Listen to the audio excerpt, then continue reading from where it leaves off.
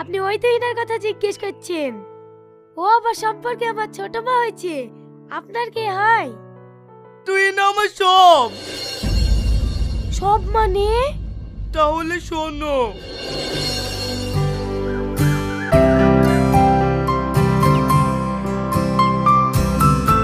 এই শোনো। হ্যাঁ, আমাকে ডাকছো?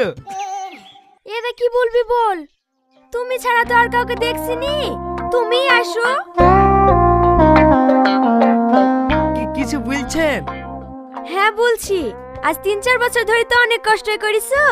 রোদ বৃষ্টি যাই হয়ে যাক, আমার বান্ধবীকে দেখার ডিউটি কামাই করনি, তাই তোমাকে ছুটি দিতে এসেছি।